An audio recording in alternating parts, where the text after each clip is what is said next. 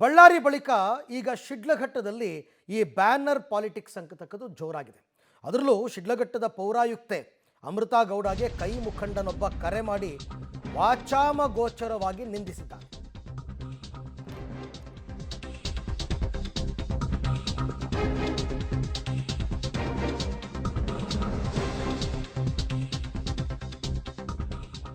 ಶಿಡ್ಲಘಟ್ಟದ ಪೌರಾಯುಕ್ತೆ ಅಮೃತಾ ಗೌಡ ಒಂದು ಬ್ಯಾನರ್ ಅನ್ನು ತೆಗೆಸ್ತಾರೆ. ಅದು ರೋಡ್ ಮಧ್ಯದಲ್ಲಿತ್ತು, ತೊಂದರೆ ಆಗುತ್ತೆ ಅಂತ. ಅದಕ್ಕೆ ಕೈ ಮುಖಂಡ ಕರೆ ಮಾಡಿ ಬೆದರಿಕೆ ಹಾಕಿರೋದು. ಜಮೀರ್ ಅಹಮದ್ ಅವರ ಪುತ್ರನ ಒಂದು ಸಿನಿಮಾ ಕಲ್ಟ್ ಅಂತ, ಆ ಕಲ್ಟ್ ಸಿನಿಮಾ ಬ್ಯಾನರನ್ನು ತೆರವು ಮಾಡಿದ್ದಕ್ಕೆ ಬೆದರಿಕೆ ಹಾಕಿರೋದು. ಈಗ ಕೈ ಮುಖಂಡ ರಾಜೀವ್ ಗೌಡ ವಿರುದ್ಧ ದೂರು ದಾಖಲಾಗಿದೆ. ಪೊಲೀಸ್ ಠಾಣೆಗೆ ದೂರು ನೀಡಿದ್ದಾರೆ ಅಮೃತಾ ಗೌಡ. ಜೀವ ಬೆದರಿಕೆ ಮತ್ತು ನಿಂದನೆ ಆರೋಪದಡಿ ಪೌರಾಯುಕ್ತೆ ದೂರನ್ನು ದಾಖಲು ಮಾಡಿದ್ದಾರೆ. ಅಷ್ಟೇ ಅಲ್ಲ, ಇವರು ಗೌರ್ನಮೆಂಟ್ ಸರ್ವೆಂಟ್, ಇವರು ಸರ್ಕಾರಿ ಕೆಲಸಕ್ಕೆ ಅಡ್ಡಿಪಡಿಸಿದ್ದಾರೆ ಅಂತ ಕೂಡ ಕೊಡಬೇಕಾಗಿತ್ತು ದೂರನ್ನ. ಬರೀ ನಿಂದನೆ ಮತ್ತು ಜೀವ ಬೆದರಿಕೆ ಮಾತ್ರ ಅಲ್ಲ, ಅವ್ರ ಕೆಲಸ ಅವ್ರು ಮಾಡಿದ್ದಾರೆ. ಪಾಪ ಅಲ್ಲೇನೋ ಆಕ್ಸಿಡೆಂಟ್ ಆಗಿತ್ತು, ಪಬ್ಲಿಕ್ಸು ಕಂಪ್ಲೇಂಟ್ ಮಾಡಿದ್ರು, ಇವರು ತೆಗ್ಸಿದ್ದಾರೆ ಅನ್ನೋ ಕಾರಣಕ್ಕೋಸ್ಕರ ಹಂಗ ಬೈಯೋದು. ಅದು ಒಬ್ಬ ಮಹಿಳೆ ಅನ್ನೋದನ್ನು ಕೂಡ ನೋಡ್ದೇನೆ. ಈಗ ಕಂಪ್ಲೇಂಟ್ ಆಗಿದೆ. ಆಮೇಲೆ ಎಲ್ಲರೂ ಕೂಡ ಆತನ ವಿರುದ್ಧ, ರಾಜೀವ್ ಗೌಡನ ವಿರುದ್ಧ ತಿರುಗಿ ಬಿದ್ದಿದ್ದಾರೆ. ಏನು ಈಗ ದೂರಿನ ಸಾರಾಂಶ ಅಂತಕ್ಕಂಥದ್ದನ್ನು ನೋಡ್ಬೋಣ. ಶಿಡ್ಲಘಟ್ಟದಲ್ಲಿ ಅನಧಿಕೃತವಾಗಿ ಫ್ಲೆಕ್ಸ್ ಅಳವಡಿಕೆ, ನೋಡಿ ಇಲ್ಲೇ ಮೊದಲ ತಪ್ಪಾಗುತ್ತೆ, ಪರ್ಮಿಷನ್ನೇ ತಗೊಂಡಿಲ್ಲ. ಅನಧಿಕೃತವಾಗಿ ಫ್ಲೆಕ್ಸ್ ಅಳವಡಿಕೆಯನ್ನು ಮಾಡಿದ್ದಾರೆ. ಕೈ ಮುಖಂಡ ರಾಜೀವ್ ಗೌಡ ಅನುಮತಿ ಇಲ್ಲದೆ ಫ್ಲೆಕ್ಸ್ ಅನ್ನು ಅಳವಡಿಕೆ ಮಾಡಿದ್ದಾರೆ. ಬ್ಯಾನರ್ ಫ್ಲೆಕ್ಸ್ ಏನೋ ಒಂದು ಅಳವಡಿಕೆ ಮಾಡಿದ್ದಾರೆ. ಕೋಟೆ ವೃತ್ತದಲ್ಲಿ ಸಂಚಾರಕ್ಕೆ ಅಡ್ಡಲಾಗಿ, ಇದು ಎರಡನೇ ತಪ್ಪು. ಸಂಚಾರಕ್ಕೆ ಅಡ್ಡಿಪಡಿಸಿ ಬ್ಯಾನರ್ ಅಳವಡಿಸ್ತಕ್ಕಂಥದ್ದು ತಪ್ಪು, ಸಂಚಾರಿ ನಿಯಮದ ಪ್ರಕಾರ. ಹಾಗಾಗಿ ಎರಡನೇ ತಪ್ಪಾಗಿದೆ. ರಸ್ತೆಯಲ್ಲಿ ಓಡಾಡುವ ವಾಹನಗಳಿಗೆ ತಾಕಿ ಅದು ಕೆಳಗೆ ಬಿದ್ದಿದೆ ಆ ಬ್ಯಾನರ್. ಆಮೇಲೆ ಪಾಪ ಇವ್ರಿಗೇನೋ ಫೋನ್ ಹೋಗಿದೆ, ಆರೋಗ್ಯ ನಿರೀಕ್ಷಕರ ಮೂಲಕ ಅದನ್ನು ತೆರವು ಮಾಡಿಸಿದ್ದಾರೆ ಬ್ಯಾನರ್ನ. ವಿಷಯ ತಿಳಿದು ರಾಜೀವ್ ಗೌಡ್ರಿಂದ ನನಗೆ ದೂರವಾಣಿ ಕರೆ ಬಂತು. ಅದನ್ನೇ ಆಡಿಯೋನೇ ಅವ್ರು ರಿಲೀಸ್ ಮಾಡಿರೋದು. ಹೆಣ್ಣು ಅಂತನೂ ನೋಡದೆ ಏಕವಚನದಲ್ಲಿ ಮಾತನಾಡಿದ್ದಾರೆ. ನಿಂದನೆ. ಕೂಡಲೇ ಬ್ಯಾನರ್ ಮತ್ತೆ ಅದೇ ಸ್ಥಳದಲ್ಲಿ ಹಾಕಬೇಕು, ಇವರೇ ಹೋಗಿ ಹಾಕಬೇಕಂತೆ ಬ್ಯಾನರ್ನ. ಇಲ್ಲದಿದ್ದರೆ ನಿನ್ನ ಕಚೇರಿಗೆ ಬಂದು ಬೆಂಕಿ ಹಚ್ಚುತ್ತೇವೆ. ಬೆದರಿಕೆ, ಜೀವ ಬೆದರಿಕೆ ಇದು. ಸಾರ್ವಜನಿಕರನ್ನ ನಿನ್ನ ವಿರುದ್ಧ ಎತ್ತಿ ಕಟ್ಟುತ್ತೇವೆ. ಧಮ್ಕಿ, ಸಾರ್ವಜನಿಕರನ್ನ ಎತ್ತಿ ಕಟ್ತೀವಿ ಅಂತ. ಚಪ್ಪಲಿಯಿಂದ ಹೊಡೆದು ತಾಲೂಕಿನಿಂದ ಓಡಿಸ್ತೀವಿ. ಅಗೈನ್ ಬೆದರಿಕೆ, ಚಪ್ಪಲಿಯಿಂದ ಹೊಡಿತೀನಿ ಅಂದರು. ಅಶ್ಲೀಲ ಪದ ಬಳಕೆ.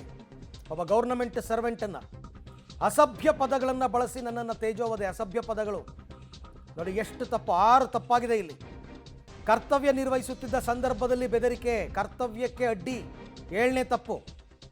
ಇದರಿಂದ ನನ್ನ ಕುಟುಂಬಕ್ಕೆ ಮತ್ತು ನನಗೆ ಆಘಾತವಾಗಿದೆ. ನಾನು ಭಯಭೀತಳಾಗಿದ್ದು ಮಾನಸಿಕವಾಗಿ ಕುಗ್ಗಿದ್ದೇನೆ. ಮುಂದಿನ ಆಗು ಹೋಗುಗಳಿಗೆ ರಾಜೀವ್ ಗೌಡ್ರೆ ಹೊಣೆ, ಏನೇ ಆದರೂ ಕೂಡ.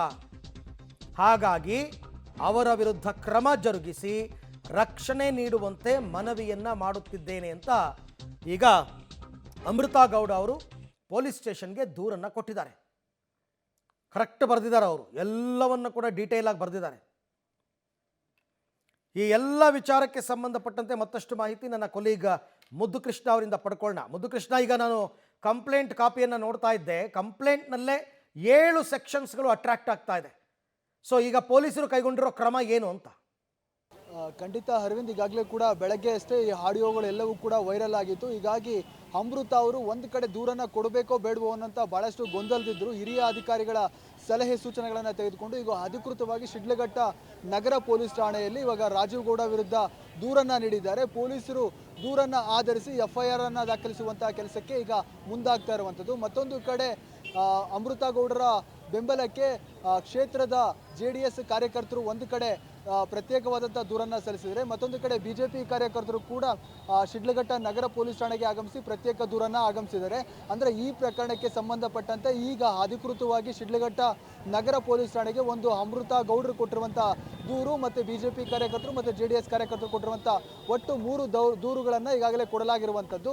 ಮತ್ತೊಂದು ಕಡೆ ನಗರಸಭೆಯ ಅಧಿಕಾರಿ ಸಿಬ್ಬಂದಿಗಳೇನಿದ್ದಾರೆ, ಆಡಿಯೋದಲ್ಲಿ ಆ ಕೆಲಸವನ್ನು ಯಾರು ಬ್ಯಾನರನ್ನು ಬಿಚ್ಚಿದರೋ ಅವರನ್ನು ನಾನು ನೋಡ್ಕೊಳ್ತೇನೆ ಅನ್ನೋಂಥ ರೀತಿಯಲ್ಲಿ ಆವಾಜ್ ಹಾಕಿರುವಂತಹ ಹಿನ್ನೆಲೆಯಲ್ಲಿ ಅಧಿಕಾರಿ ಸಿಬ್ಬಂದಿಗಳನ್ನು ಬೆದರಿಸಿರುವಂತಹ ಹಿನ್ನೆಲೆಯಲ್ಲಿ ಈಗ ಸಿಬ್ಬಂದಿಗಳು ಕೂಡ ಒಂದು ಪ್ರತ್ಯೇಕ ದೂರನ್ನ ಕೊಡೋದಕ್ಕೆ ಚಿಂತನೆ ಮಾಡ್ತಾ ಇದ್ದಾರೆ. ಮತ್ತೊಂದು ಕಡೆ ಈ ಎಲ್ಲ ಬೆಳವಣಿಗೆಗಳಿಂದ ನೊಂದಿರುವಂತಹ ಶಿಡ್ಲಘಟ್ಟ ನಗರಸಭಾ ಕಾರ್ಯಾಲಯದ ಪೌರ ಕಾರ್ಮಿಕರು, ಅಧಿಕಾರಿ, ಸಿಬ್ಬಂದಿಗಳು ಇವತ್ತು ಸಂಪೂರ್ಣವಾಗಿ ಕರ್ತವ್ಯಕ್ಕೆ ಗೈರು ಹಾಜರಿಯಾಗಿದ್ದಾರೆ. ಮತ್ತೆ ಇಂದಿನಿಂದ ಅನಿರ್ದಿಷ್ಟಾವಧಿ ಧರಣಿ ಕೈಗೊಳ್ಳೋದಕ್ಕೆ ಕರೆಯನ್ನು ಕೊಟ್ಟಿರುವಂಥದ್ದು. ಹಾಗಾಗಿ ನಗರಸಭೆಯ ಮುಂಭಾಗದಲ್ಲಿ ಈಗಾಗಲೇ ಕೂಡ ಶಾಮಿಯಾನ ಪೆಂಡಾಲ್ ವ್ಯವಸ್ಥೆಯನ್ನು ಮಾಡಿರುವಂಥದ್ದು. ನಗರಸಭೆಯ ಪೌರ ಕಾರ್ಮಿಕರು ನಾಳೆಯಿಂದ ಯಾವುದೇ ರೀತಿಯ ನಗರದಲ್ಲಿ ಕಸವನ್ನು ತೆಗೆಯುವಂಥ ಕೆಲಸವನ್ನು ಮಾಡೋದಿಲ್ಲ ಅನ್ನುವಂಥ ರೀತಿಯ ಹೇಳಿಕೆಗಳನ್ನು ಕೊಡ್ತಾ ಇದ್ದಾರೆ. ಹಾಗಾಗಿ ಅವರ ಒತ್ತಾಯಗಳಿರುವಂಥದ್ದು ಅಧಿಕೃತವಾಗಿ ರಾಜೀವ್ ಗೌಡರ ವಿರುದ್ಧ FIR ದಾಖಲಾಗಬೇಕು, ಅವರ ಬಂಧನ ಆಗಬೇಕು. ಮತ್ತೊಂದು ಕಡೆ ಅವರು ಬಹಿರಂಗವಾಗಿ ನಗರಸಭೆಯ ಮುಂದುಗಡೆ ಆಗಮಿಸಿ ಎಲ್ಲ ನಗರಸಭೆಯ ಸಿಬ್ಬಂದಿ ಮತ್ತು ಅಧಿಕಾರಿಗಳ ಎದುರುಗಡೆ ಬಹಿರಂಗವಾದ ಕ್ಷಮೆಯಾಚನೆ ಮಾಡಬೇಕು ಅನ್ನೋಂಥ ಒತ್ತಾಯವನ್ನು ಮಾಡ್ತಾ ಇದ್ದಾರೆ. ಇದೇ ಒತ್ತಾಯವನ್ನು BJP ಕಾರ್ಯಕರ್ತರು, ಮತ್ತೊಂದು ಕಡೆ JDS ಕಾರ್ಯಕರ್ತರು ಕೂಡ ಮಾಡ್ತಾ ಇರುವಂಥದ್ದು. ಆದರೆ ಯಾವ ಕರೆಗೂ ಕೂಡ ರಾಜೀವ್ ಗೌಡ ಅವರು ಉತ್ತರ ಕೊಡ್ತಾ ಇಲ್ಲ. ಎಷ್ಟೇ ಪ್ರಯತ್ನ ಮಾಡಿದ್ರು ಕೂಡ ಯಾರ ಕರೆಗೂ ಕೂಡ ಸ್ಪಂದಿಸ್ತಾ ಇಲ್ಲ. ಅಂದರೆ ಮಾಡಿರುವಂಥ ತಪ್ಪನ್ನು ಈಗಲೂ ಮುಚ್ಚಿಕೊಳ್ಳುವಂಥ ಪ್ರಯತ್ನ, ಅವರಿಗೆ ಅಟ್ಲೀಸ್ಟ್ ಈಗಲಾದರೂ ಬಂದು ಒಂದು ಕ್ಷಮೆಯನ್ನು ಕೇಳಬೇಕಾಯಿತು. ಆದರೆ ಅಂತಹ ದೊಡ್ಡ ಕೆಲಸವನ್ನು ಅವರು ಮಾಡ್ತಾ ಇಲ್ಲ. ಅರವಿಂದ್, ಥ್ಯಾಂಕ್ ಯು ಮಧುಕೃಷ್ಣ, ತಮ್ಮೆಲ್ಲ ಮಾಹಿತಿಗೆ ಧನ್ಯವಾದ. ಕರೆಯನ್ನು ಸ್ವೀಕಾರ ಮಾಡ್ತಿಲ್ಲ ಅಂದರೆ ಪೊಲೀಸರು ತಮ್ಮ ಕ್ರಮ ತಗೋಬೇಕಾಗುತ್ತೆ. ಮೊದಲು ಕರೆ ಮಾಡಿ ವಿಚಾರಣೆ ಕರಿಬೇಕು, ಇಲ್ಲ ಅಂದರೆ ಇರೋ ಜಾಗಕ್ಕೆ ಹೋಗಿ ಹೇಳ್ಕೊಂಬರ್ಬೇಕಷ್ಟೇ. ಪೊಲೀಸರು ಕ್ರಮ ತಗೊಳ್ಳೇಬೇಕು. ಹಲವಾರು ದೂರುಗಳು ದಾಖಲಾಗಿದೆ, ಒಂದಲ್ಲ ಎರಡಲ್ಲ ಅಂತ. ಒಂದು ಅಮೃತ ಗೌಡ ಅವರಿಂದ, ಒಂದು BJP JDS ಅವರಿಂದ, ಒಂದು ಪೌರ ಕಾರ್ಮಿಕರಿಂದ. ಇಷ್ಟೆಲ್ಲ ಅನಾಹುತಕ್ಕೆ ಕಾರಣ ಆಗಿರೋ ವ್ಯಕ್ತಿ ಆತ.